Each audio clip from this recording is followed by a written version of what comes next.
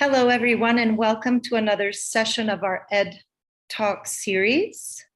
Today, it's a very warming welcome to all those colleagues and schools, communities that are with us from the Latin American Heads Conference, LAHC. Welcome, everybody.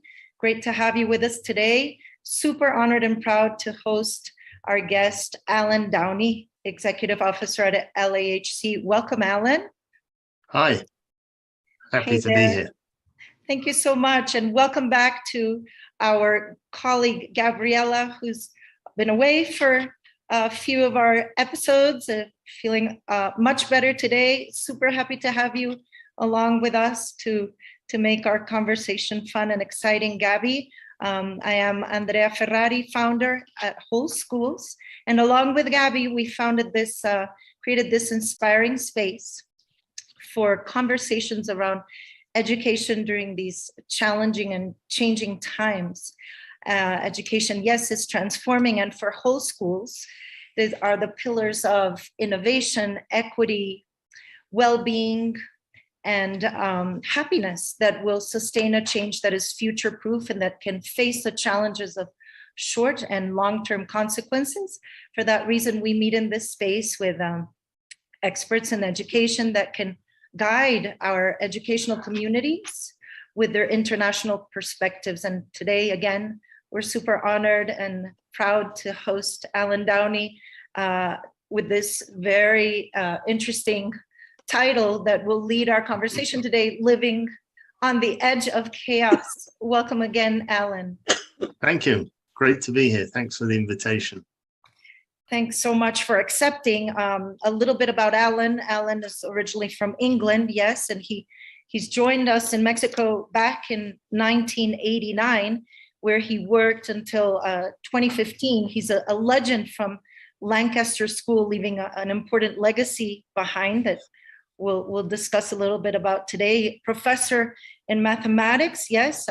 He started as head of the mathematics department, then secondary, and from 1992 on, was head teacher for Lancaster. In addition, 2015, he became the full-time officer for LAHC. So we're super happy to learn more about the trajectory and learn about all those important moments back in your journey, Alan, that will inspire us today, inspire our conversations today. Alan has also collaborated in international education and local projects with the Ministry of Public Education in Mexico, making his perspectives also very fresh and very, very real and very authentic for us here locally. And as an interesting fact, 2012, when he received from the Queen of England the appointment of member of the Most Excellent Order of the British Empire for the services rendered in education in Mexico. So we are very, very happy and humbled to have you, Alan. Thank you again for joining us today. So tell us a little bit about LAHC and what does that mean for those of us in the audience who may have not heard of your organization? Sure. So the letters LAHC stand for Latin American Heads Conference. The organization is just over 25 years old. It was born out of a conference in, sorry about that. It's born out of a conference in Buenos Aires that was organized by the British Council, where a lot of heads from across Latin America got together and decided that it would be a good idea to have more contact with each other. And so the original premise was to create a networking group. And that's how we started. We started as a group of heads. Since then, we've grown a lot and we've increased our scope. We do things for students, we do things for teachers. And in fact, since 5 years ago, we actually reconstituted ourselves as an association of schools rather than an association of heads. Although we've kept the letters LAHC because that's what people know us for. So I guess our main things are about sharing. We're sharing, our tagline is sharing expertise for school improvement. And so it's all about sharing our strengths and also learning from each other, creating a professional learning community across the region, and building a community where people can trust and support each other rather than feel that they're in competition. Well, absolutely. Yeah, I love that because Andrea and I have always talked about the importance of creating spaces like that of community where people can share and just support each other, especially in times of crisis as we have just gone through. So I think that's amazing. We should work on that, not only for schools with certain common programs or just worldwide, I think. No, Andrea? Yeah. It's worldwide, as you said, and especially as shown in the times that we've been through, how much that factor of community and being able to, as Alan said, capitalize and share on our strengths leads us to that path, or down that path of continuous improvement. I love what you mentioned there at the heart of LAHC and building a community of schools. And I think we have a bunch of them out there this afternoon, this evening, listening alongside. So welcome all your comments and any questions for Alan. We'd be happy to share them out loud. So, and in speaking of challenging times, Alan, how did the pandemic affect LAHC? Well, we had a conference planned for the end of March 2020, and at the beginning of March, I still have emails where I was saying to people, yeah, I don't think there's going to be any problem. You know, there aren't any cases in Latin America. This is a thing that's in Europe and Asia. And within a couple of days, we were already canceling the conference. Well, we were postponing it because we were expecting to have it in October. We didn't think that it was going to last too long. Very quickly became clear that this was going to be something much bigger. And my first thought was, well, what's going to happen to LAHC? We're probably going to disappear.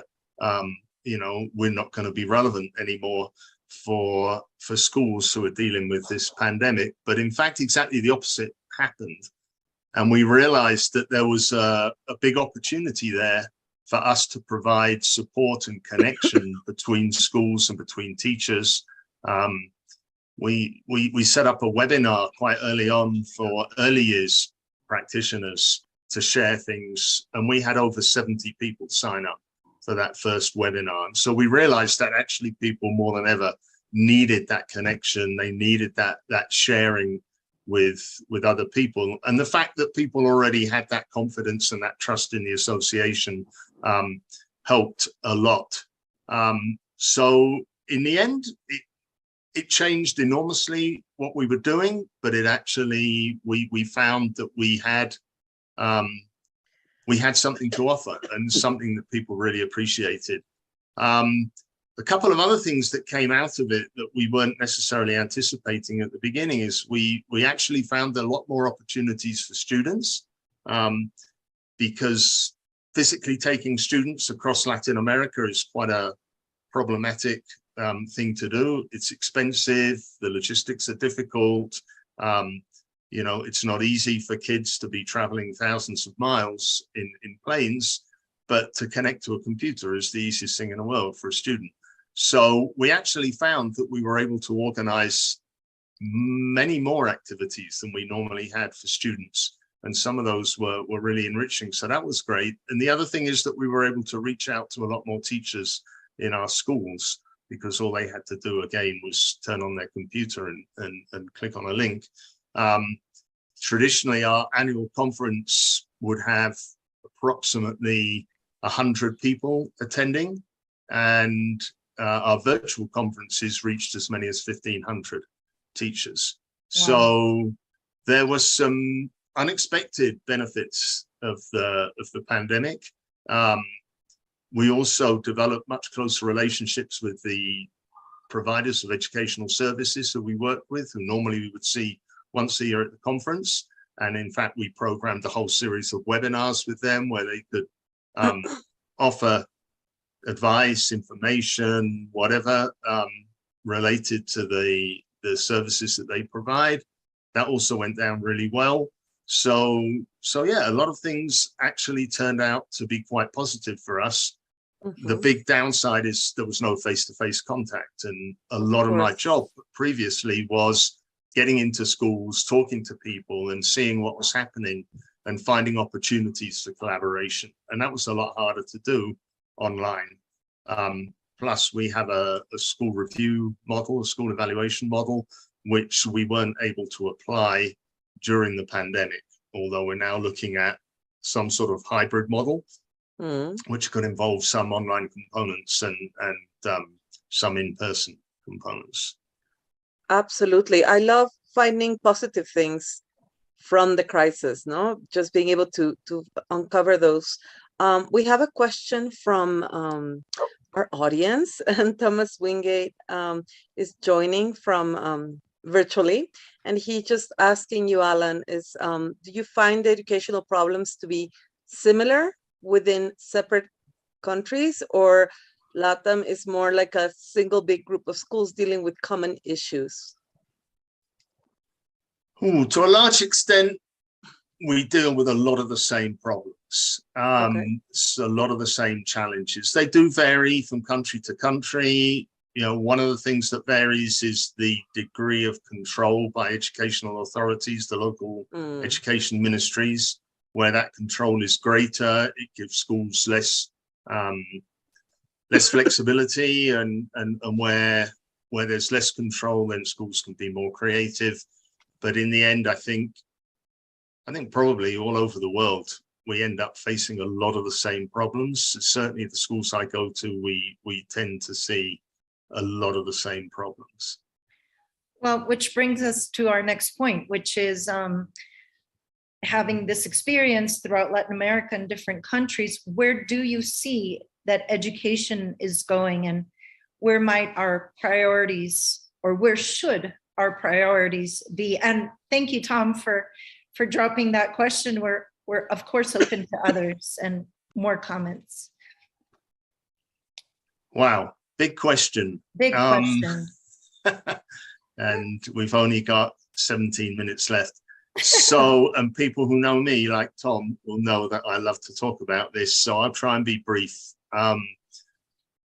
Okay, I'll start off with what I think we should be doing less of. I think there's way too much emphasis on performance instead of learning. The two things are often used as if they were the same, and they're anything but the same.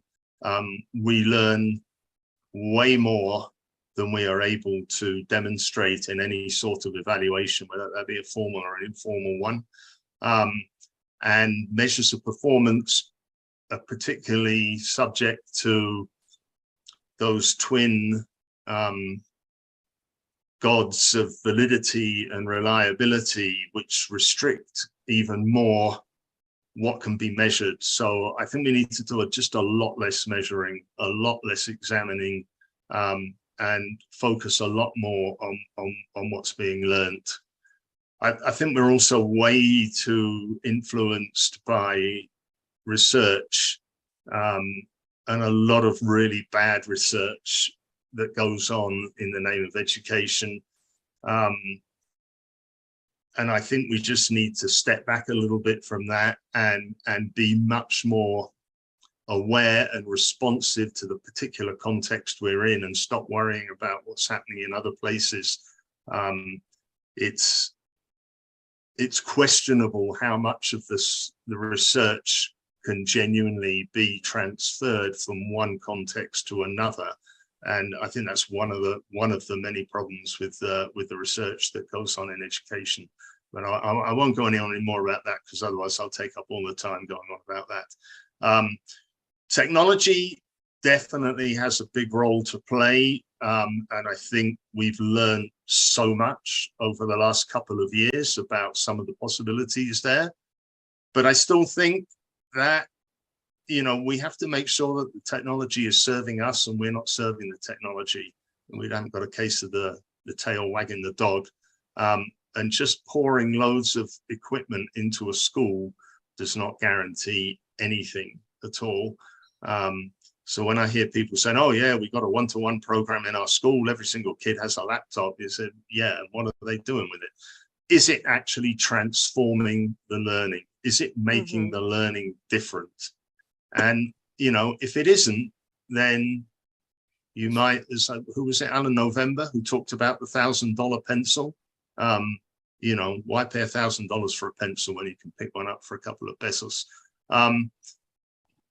And I think that sometimes we're looking for something too complicated with technology. Sometimes the stuff I've seen in schools, because I've been into a lot of schools, and I often get to look at technology and how it's being used. Some of the most effective stuff is really simple. So,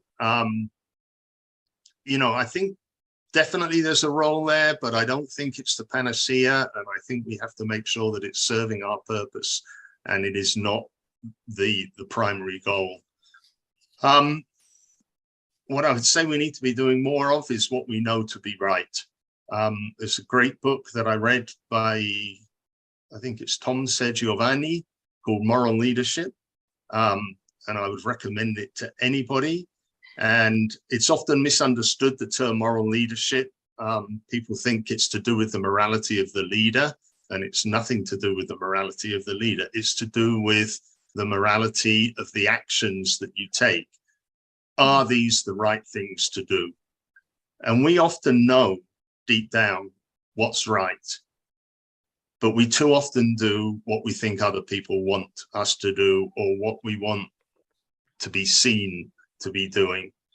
And he talks a lot about having more trust in professional judgment, giving more value to teachers and what they know from having been doing the job for so many years, and making decisions based on what we know is the right thing to do for the best interest of the students. And talking about students, I think we just need to empower them more. We just need to give them a lot more, a much more active role, participative role in determining what they learn, what they do, how they learn. We simply are too controlling in schools, and we need to empower students. We need to make them partners in the process. We need to really focus on the human aspect of education. There's a book by Fernando Sabater, philosopher, El Valor de Educar, and he talks about our task as human beings is to become human. And I think that that's something that we could usefully integrate into what we do in schools, is what does it mean to be a human? It's such a beautiful way. It's captured in the word, yet we tend to not serve it right. So human beings and being human. And I love this other one that says humankind, period, be both. We kind of forget the essence. And I love what you're saying, and that you're bringing it down to the core. And at the core, we have our students. I love this idea of making them our partners. I've heard a lot about making the student the protagonist, or having the protagonist role and that whole thing. But I've not heard this idea of making them our partners. I love it. You know, having them, holding them accountable that way is it's a great way to think about it. Alan, thank you for inspiring that. And sorry, I interrupted you after the human being and Sabater, and I think you had two excellent points. Yeah, I mean, I think ultimately the two ideas that I think are at the core of education, from my perspective, would be learning to live with others and learning to live with yourself. And that thing about being partners in the learning process actually is mentioned by John Dewey. And I think Dewey has a lot to commend him in his writings about education. And he definitely talks about being partners in the learning with the teacher. And ultimately we go back to Plato, all the way back to Plato, who said, know thyself. And education is a journey of self-discovery. It's finding out who you are. And of course, in the process of finding out, you become different. And so it's a constant process. Yeah. But that's what it's about.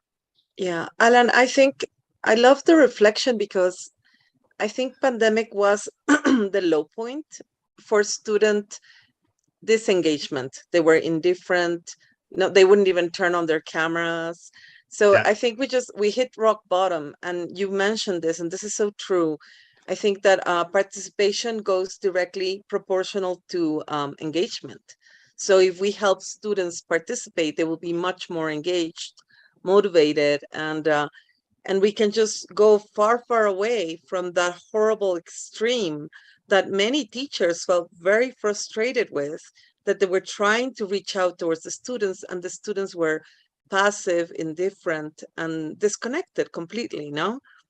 Yeah, so, and I'm hearing that from lots of heads across LAHC.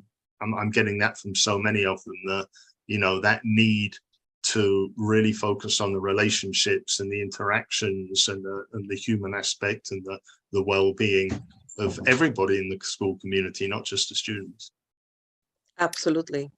Oh, hey, we've got a great comment here from Nicholas Reeves, who is reaching out to Dr. Downey and chiming in about you most certainly being a legend, which brings us to our next point, that you are a legend. Tell us about your time at Lancaster School and the legacy that you left behind, Dr. Downey. Yeah, so I tried to summarize this very synthetically in the key things that I think, and it's always very hard to talk about what you did, but I think that I left behind. I think the key part was the educational philosophy, and it's what I just mentioned there about knowing yourself. We had right at the center of our educational philosophy was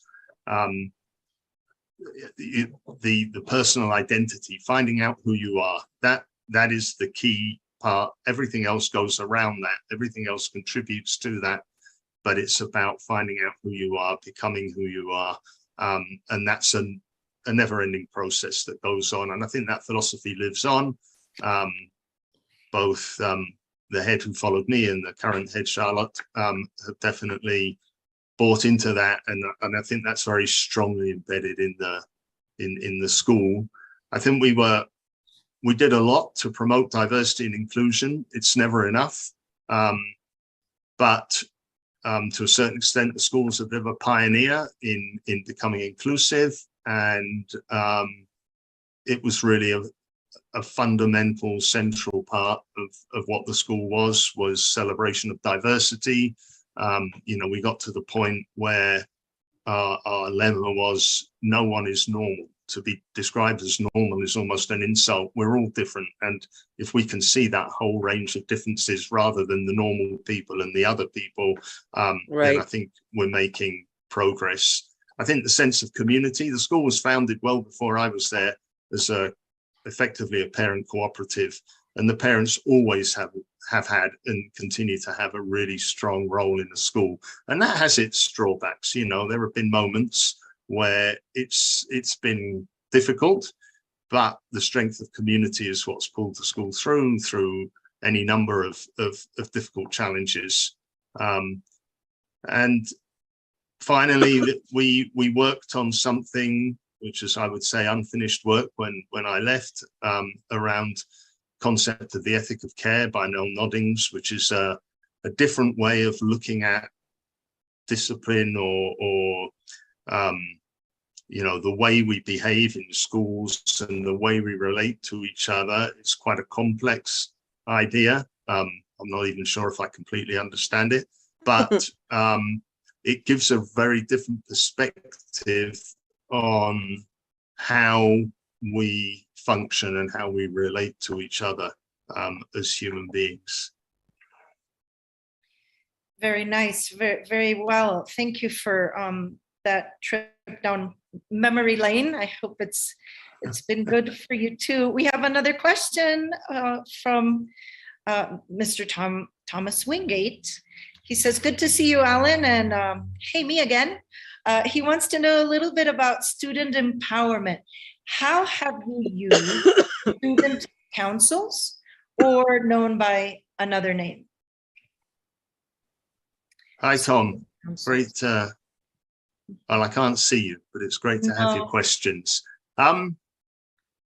Student councils work in different ways in different schools, and it's something that I often get a chance to talk to student councils when I go to schools, and it's very interesting to try and get underneath the surface and see what's really going on.